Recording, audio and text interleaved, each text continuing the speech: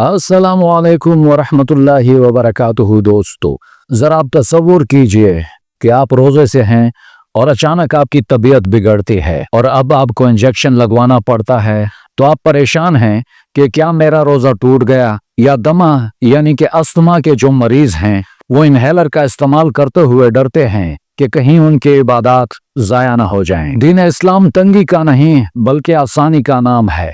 इंशाल्लाह आज हम जदीद मेडिकल साइंस और 1400 साल पहले की रसूलुल्लाह सल्लल्लाहु अलैहि वसल्लम की तालीमात की रोशनी में ये वाजे करेंगे कि वो कौन सी चीजें हैं जो रोजा को नहीं तोड़ती और वो कौन सी इजादात हैं जिनसे बचना लाजिम है। तो आज की ये वीडियो आपकी तमाम शकूक व शुबहात को इंशाल्लाह खत्म कर देगी।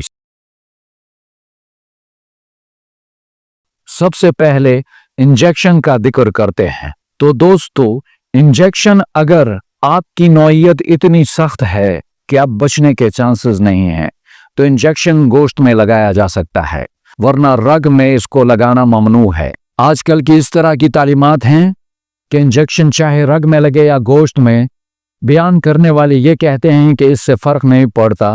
तो दोस्तों, इससे काफी फर्क पड़ता है। जो रग में लगाए जाते हैं उनका डायरेक्ट ताल्लुक दिल से ही होता है और जो कि दिल को सुकून दे सकती हैं। और रोजा नाम ही इस चीज का है कि हम अल्लाह तबारक व तआला की खातिर हलाल करदा चीजों को छोड़ दें। हराम तो अपनी जगह पे हराम है, जबकि आजकल ये भी कहा जाता है कि अगर सिर्फ बीमारी के इलाज के लिए है तो रोजा नहीं टूटता। ये पहले से ही मैं अर्ज कर चुका हूं। अगर नौइयत कंडीशन इतनी सख्त है कि मरीज के बचने के चांसेस नहीं हैं, तब इंजेक्शन को लगाया जा सकता है, रग में भी और गोश्त में भी।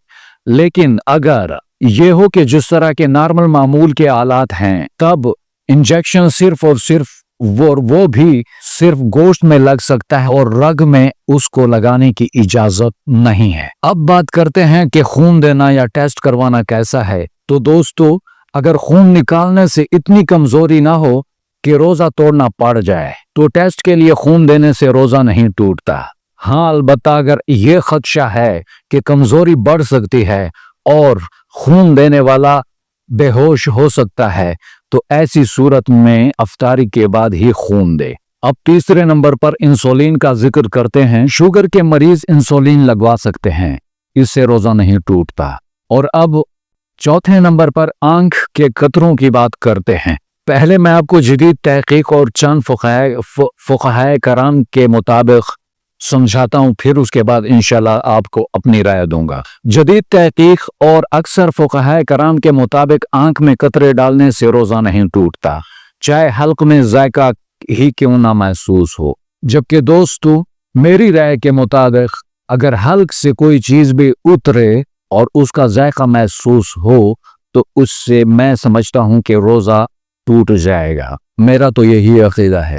हाँ, अलबत्ता बीमारी की नौइयत को यहाँ पर भी देखा जाएगा कि अगर बीमारी की नौइयत यानी कि आंखों की कंडीशन या आंखों की हालत इतनी ज्यादा सख्त है कि इसके बगैर कोई गुजारा ही नहीं है, इसके बगैर चारा ही नहीं है, तब हो सकता है, तब आप अपनी आंखों में कतरे डाल सकते हैं। और दोस्तों, अब जिक्र करते हैं उन जदीद मसाइल का जिनसे रोजा टूट जाता है।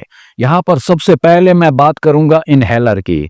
जो दमा यानी कि अस्थमा के मरीज जो इनहेलर इस्तेमाल करते हैं उसमें गैस के साथ माया के ज़रात भी होते हैं, यानी कि उसमें लिक्विड होता है जो फेफड़ों के साथ साथ मैदे में भी जाते हैं, इसलिए इससे रोजा टूट जाता है। और अगर किसी ने ऐसा किया भी तो उसका रोजा चूंकि टूट गया तो अब उस पर उसका कज़ा करना जरूरी है। रोजों के कज़ा के बारे में आप मेरी कज़ा वाली वीडियो देख सकते हैं। अब बात करते हैं कि नाक के कतरों की। वो खतरे जो नाक में डाले जाते हैं, नाक का रास्ता बराह रास्त हल्क और मैदे से जुड़ा होता है, इसलिए नाक में दवा डालने से रोजा टूट जाएगा। और इसके बाद अभी बात करते हैं ग्लूकोज ड्रिप लगवाने की। ग्लूकोज के जितने भी ड्रिप्स होते हैं, जो ड्रिप्स लगाए जाते हैं अमूमन, उनके बारे में बात करते हैं।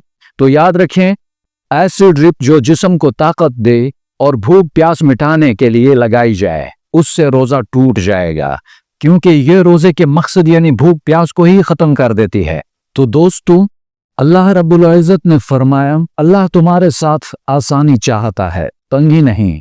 दीन के इन मसाइल को सीखने का मकसद ये है कि हम वसवसों से बच सकें। याद रखिए, तकवा ये नहीं कि आप बीमारी में अपनी जान हलाक कर दें, बल्कि तकवा ये है कि अल्लाह तबारक व तआला के दिए हुए अहकामात पर उसकी मंशा के मुताबिक अमल करें।